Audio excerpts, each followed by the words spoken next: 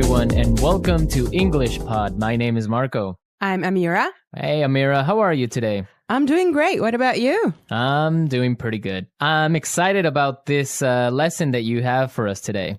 Yes, it's actually a very, very useful lesson. It's about someone asking his boss for an assistant. Oh, okay, an assistant. What's an Yes. assistant? Well, it's someone who helps you with your work around the office. Okay, great. So let's listen to this dialogue, and when we come back, we'll take a look at all the interesting and useful vocabulary that you'll find.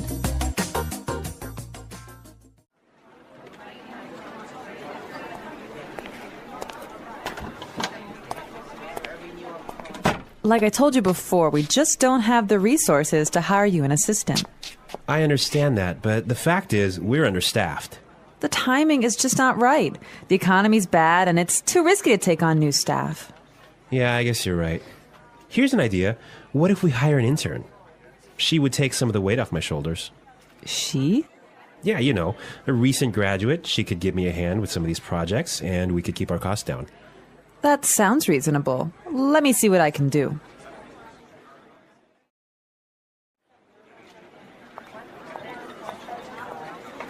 Tony, I'd like to introduce you to your new assistant. Okay, great. Let's meet her. Hi, I'm Adam. Oh, hi, I'm Tony. And we're back. Tony, he's surprised, huh? Yeah, he's, I don't know why, though, he's surprised. I think we should talk about that a little bit later. Yes, for now, let's look at some interesting vocabulary and phrases here. Marco, I know you've chosen one for us. Yeah, the first one that I want to take a look at is resources. Resources.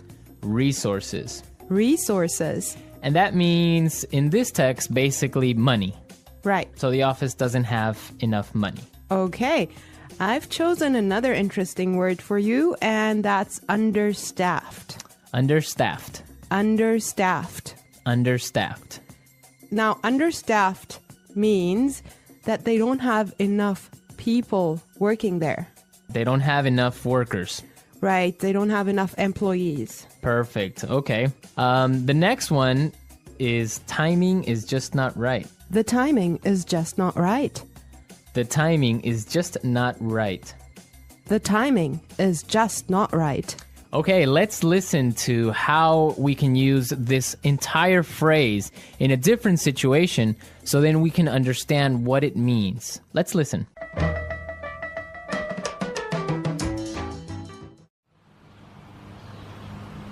I was going to sell my house, but the timing is just not right. Honey, I think we should have a baby. The timing is just not right.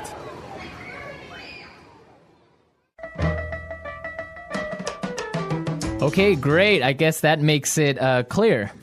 Yes, actually, it's very obvious that it means that it's just not a good time. Right. Perfect. Yeah. I have another interesting phrase for you, which is weight off my shoulders. Weight off my shoulders. Weight off my shoulders. Weight off my shoulders. So, to take weight off my shoulders is another way of saying to help me with my work or to take some of my work away from me. If you have a lot of things to do and I come and help you, that means that I took some of the weight off your shoulders. Yes. Let's look at the next phrase that we have here, and it's give me a hand. Give me a hand. Give me a hand. Give me a hand. Okay, now this is not literal. It's not that I'm going to give you somebody's hand, right? Let's listen to some examples, and then we can come back and explain what it means.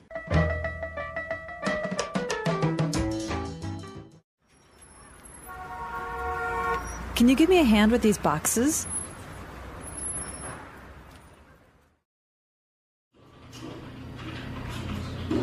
Neil, I'll need you to give me a hand with the sales reports.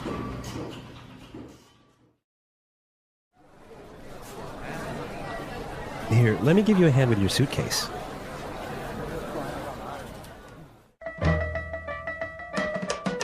All right. Give me a hand is another way of saying help or to help out.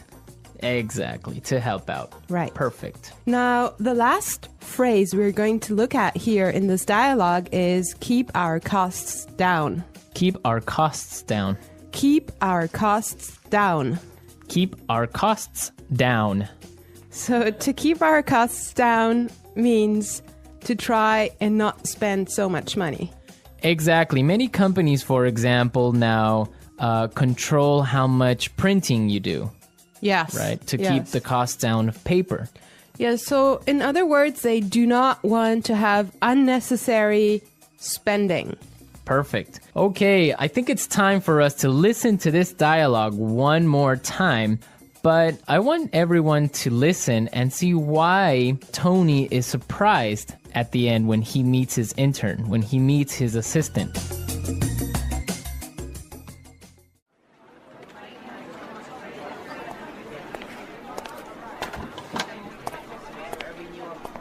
Like I told you before, we just don't have the resources to hire you an assistant.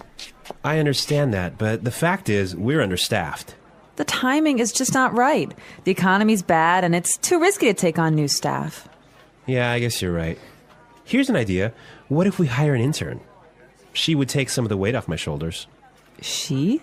Yeah, you know, a recent graduate. She could give me a hand with some of these projects, and we could keep our costs down. That sounds reasonable. Let me see what I can do.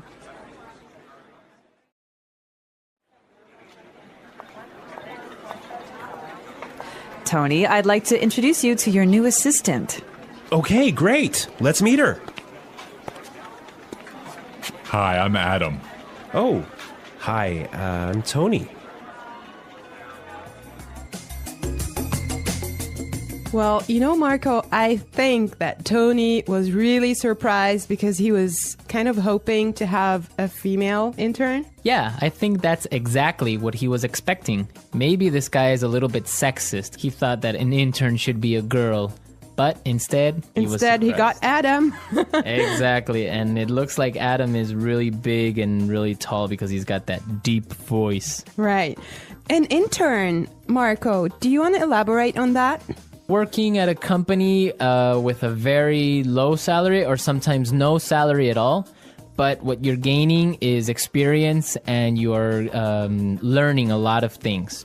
Everyone who has been an intern or had an intern knows that sometimes they are not treated all that well. Sometimes they just serve coffee or they have to do paperwork. Or like photocopying things. Exactly. Yeah. But some internships are really, really cool and some are really good experiences for learning. Yes, definitely. Actually, I know a friend of mine. She used to work as an intern in one of those really big companies, and she told me that she has gained so much experience doing that. Yeah, I mean, even if you don't get paid, the experience that you get is really good. And that just opens doors for maybe getting another job. Or sometimes the interns get hired by the company to stay because they do such a good job. Yeah, I think that's mostly the case, huh? Yeah, that happened to me once. I started working as an intern, and after 3 months, I was hired by the company. So it does happen, believe me. So you did a good job. Yeah, of course. All right, folks, we're out of time today. I hope that you enjoyed our lesson. Asking for assistance. When people need help, they ask for assistance. This can happen in many situations. You might ask for help when you are lost, when you cannot carry something heavy, or when you do not understand something. It is important to know how to ask for help politely and clearly. When you need assistance, you can start by saying, "Excuse me," or "Can you help me, please?" This shows that you are polite. People are usually happy to help when you ask nicely. For example, if you cannot find a place, you can say, "Excuse me, can you tell me where the bank is?" If you need help carrying a bag, you can say, "Can you help me carry this bag, please?" When someone helps you, it is important to say thank you or I appreciate it. This shows that you are grateful. If you need help but do not know how to ask, it can feel difficult. Learning simple phrases can make it easier. For example, "I need help with this," or "Can you help me, please?" are useful sentences. Remember, Asking for assistance is normal, and people often help each other in daily life. When asking for assistance, it is important to know different ways to express your needs. Sometimes, you may need help in a public place, like a store, a train station, or a hospital. In these situations, using polite language is very important. People are more likely to help you if you ask in a kind and respectful way. You can start your request by using phrases like, "Excuse me," "I'm sorry to bother you," or "Could you help me, please?" These phrases are polite and make the person you are asking feel respected. For example, if you are in a store and cannot find an item, you can say, "Excuse me, could you help me find the bread?"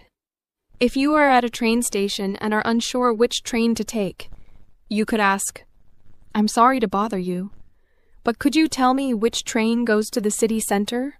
These polite phrases make your request clear and respectful. In some situations, you may need to give more information when you ask for assistance. Being clear and specific helps the other person understand your problem. For example, if your phone is not working, you could say, "Excuse me, my phone is not working. Can you help me?" If you do not know how to use a machine, you can say, "Could you please show me how to use this machine?" Giving clear details about your problem makes it easier for people to help you. If you are not sure how to explain your problem, you can start by saying, "I have a problem," or "I need some help." These simple phrases show that you need assistance and encourage others to listen. When asking for help, it is also helpful to pay attention to the situation. If someone looks busy, it is better to wait or find someone else to ask. For example, if you are in a store and a worker is helping another customer, you can wait until they finish. When they are free, you can say, "Excuse me, can I ask for your help?" This shows that you are patient and respectful of their time. If you are in a hurry and need help quickly, you can say, "I'm sorry to bother you, but it's urgent. Can you help me, please?" This helps the other person understand that you need help right away. In addition to using polite language, your tone of voice and body language are also important. When asking for help, try to speak clearly and use a calm voice. If you speak too quietly, the person may not hear you. If you speak too quickly, they may not understand you. A clear and calm voice helps others understand what you need. Your body language also sends a message. If you smile and make eye contact, you show that you are friendly and polite. If you look angry or impatient, the other person may not want to help you. Being polite with both your words and actions makes it easier for others to respond positively to your request. Sometimes people may not be able to help you, and that is okay. If someone says, "I'm sorry, I can't help you," you can thank them anyway by saying, "Thank you for your time."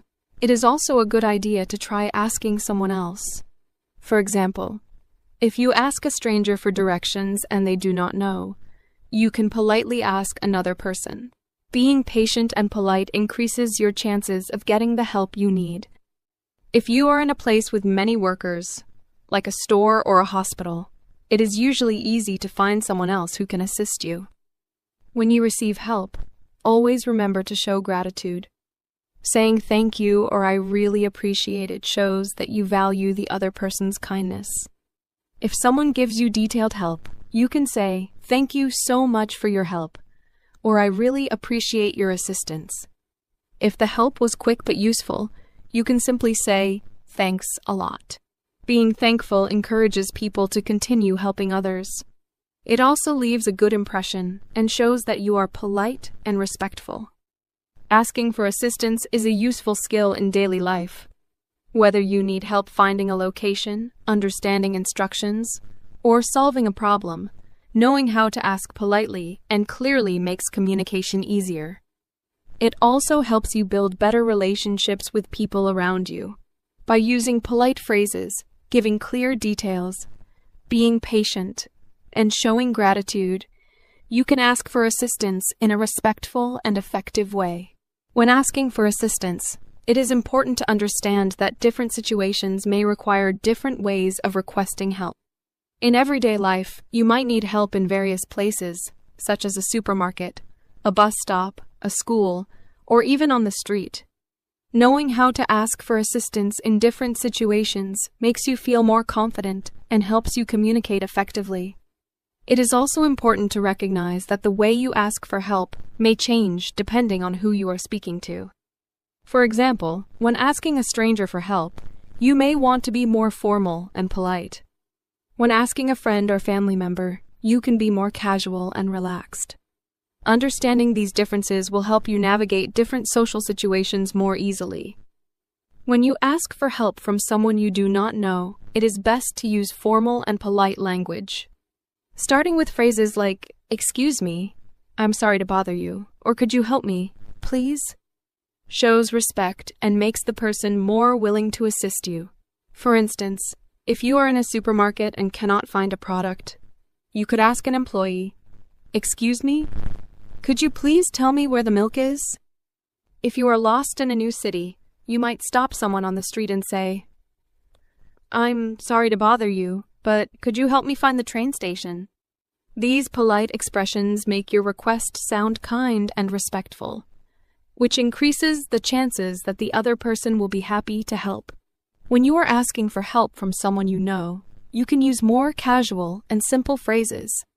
For example, if you are at home and need help moving a heavy box, you can say to a family member, "Hey, can you help me with this box?" If you are working on homework and have a question, you might ask a friend, "Can you explain this to me?"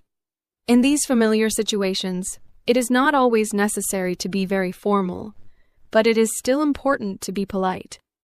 Adding words like please and thanks makes your request friendlier and shows that you appreciate their help. For example, you could say, "Can you help me with this, please?" Or after receiving help, "Thanks a lot for your help."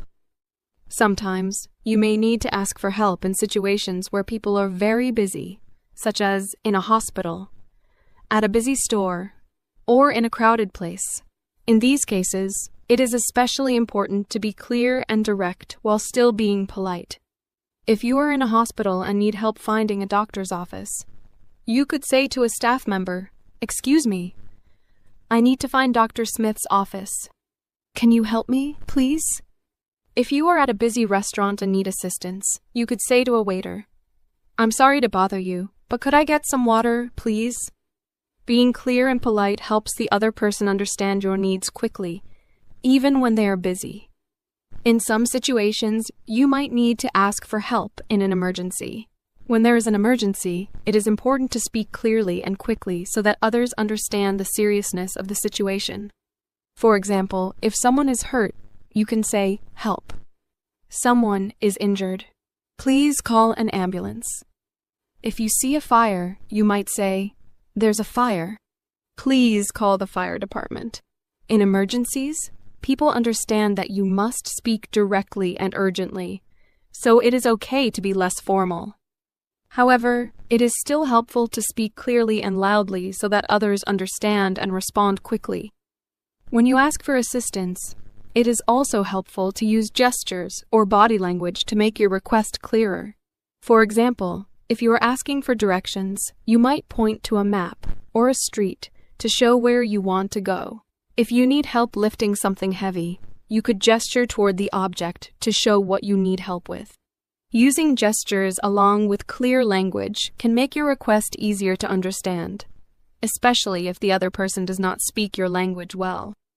In many cases, body language can make communication smoother and help the other person understand your needs more quickly.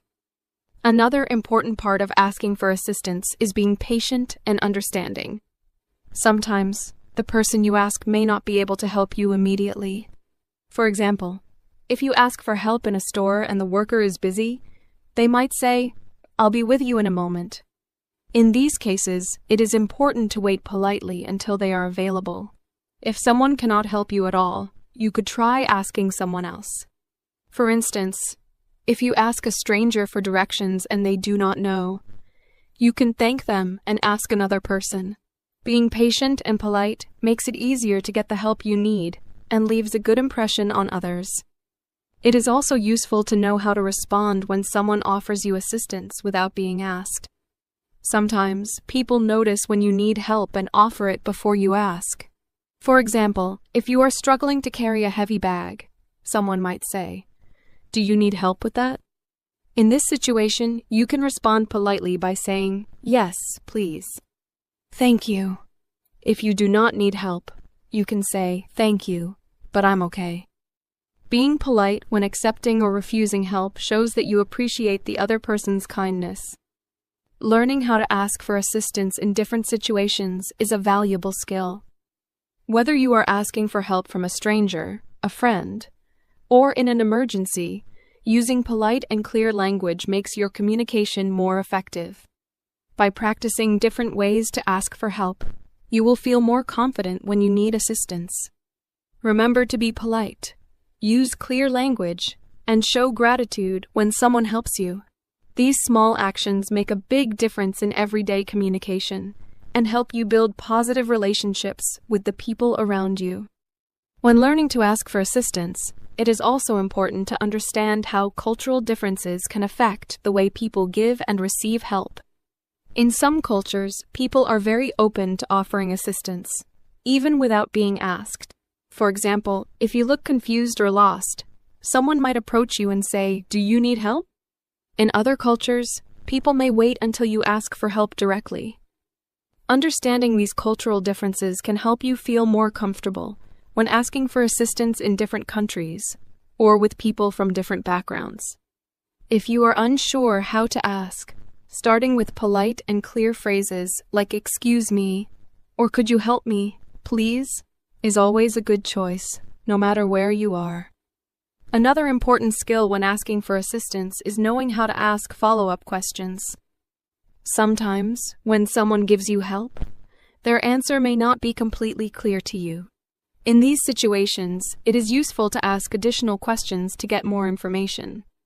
For example, if you ask for directions and someone says, "Go straight and turn left," but you are still unsure, you could ask, "How far should I go straight?" Or is it the first left or the second left? Being able to ask follow-up questions helps you get the help you need more effectively. You can also use phrases like, "Could you explain that again, please?" Or "I'm sorry, I didn't understand. Could you repeat that?" These phrases show that you are listening carefully and want to understand clearly. When asking for assistance, it is also helpful to recognize when to offer help in return. Communication is a two-way process, and just as you may need help sometimes, others may need your help as well. If someone helps you, there may be opportunities for you to assist them later. For example, if a coworker helps you understand a task, you could offer to help them with something else in the future by saying, "Thank you for your help. Let me know if you ever need anything."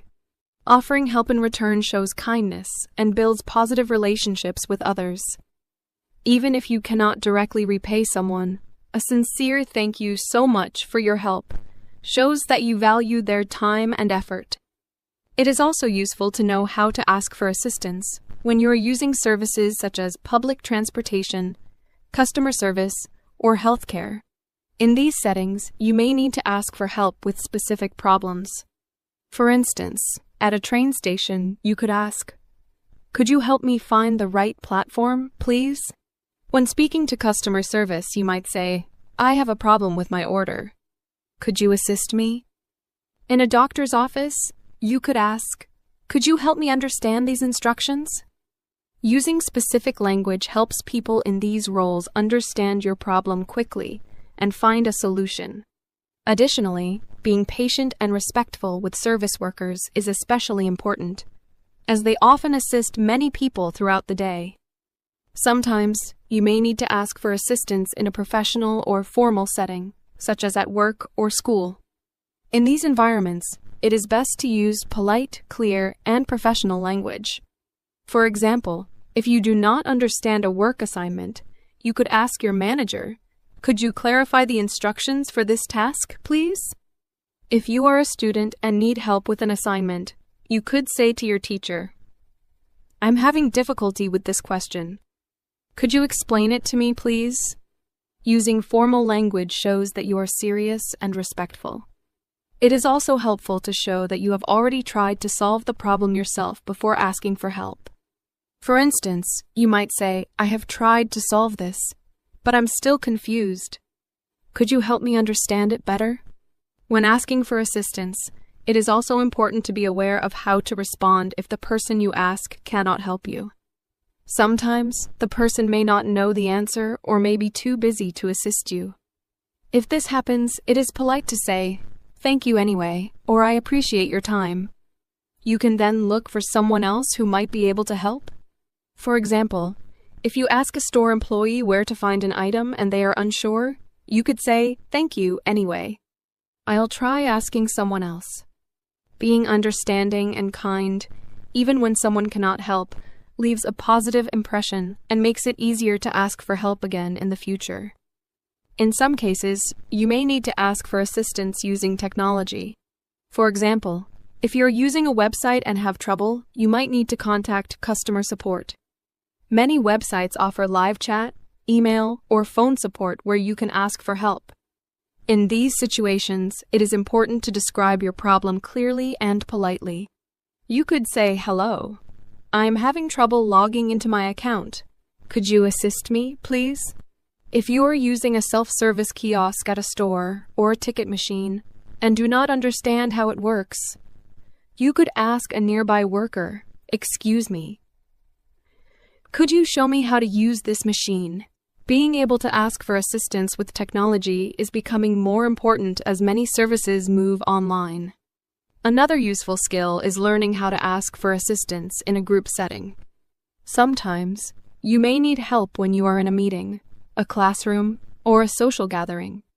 In these situations, it is important to be respectful and wait for the right moment to ask.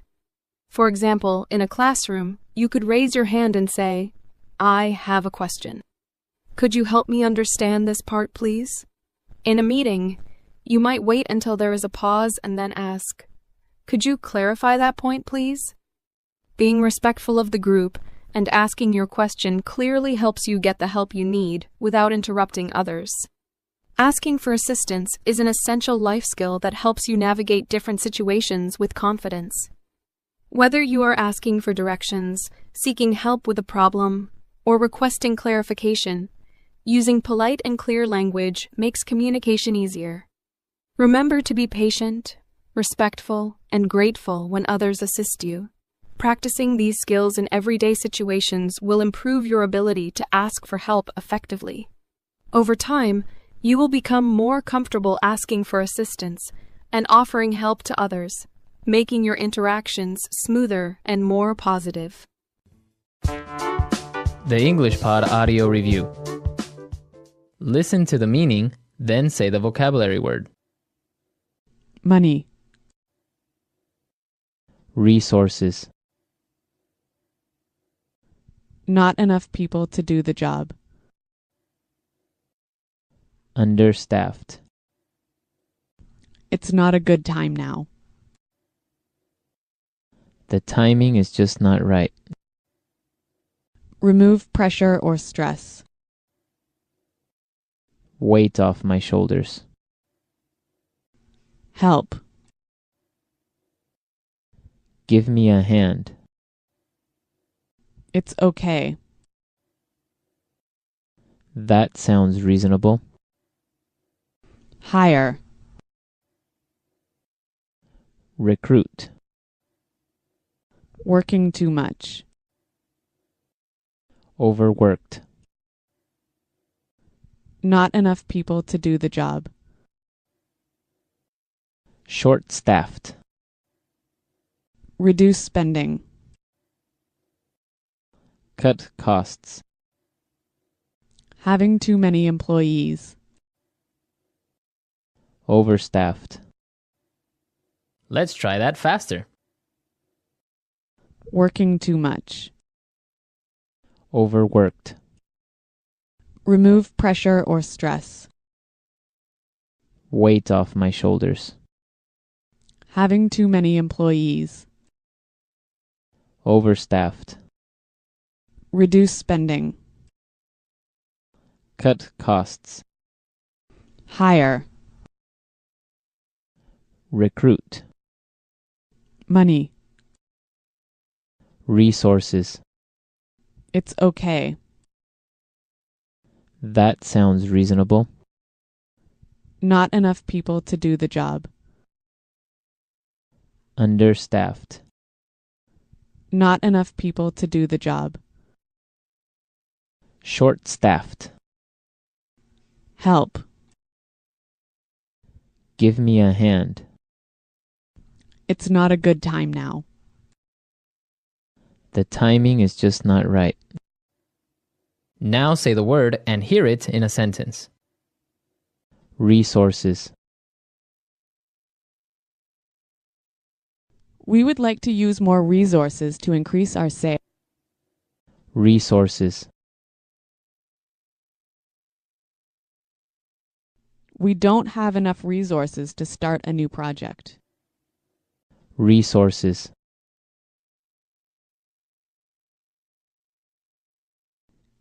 Intel has a lot of resources for research and development.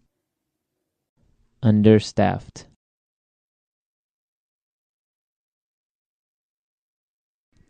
Hospitals in poor regions of Africa are understaffed. Understaffed. I did overtime last week because the company is understaffed. Understaffed.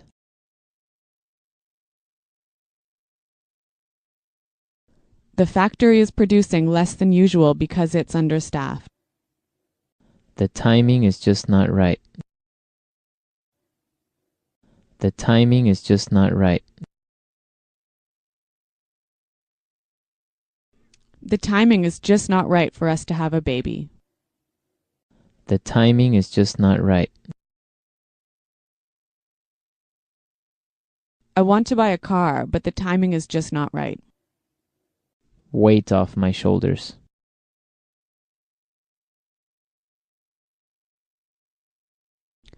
Could you help me plan the party? That would really take some of the weight off my shoulders.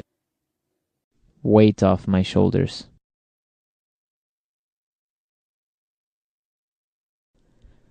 Finishing that project was a big weight off my shoulders. Weight off my shoulders. Winning the lottery took a great weight off my shoulders. Give me a hand. Can you give me a hand with these boxes? Give me a hand. Neil, I'll need you to give me a hand with the sales report. Give me a hand. Here, let me give you a hand with your suitcase.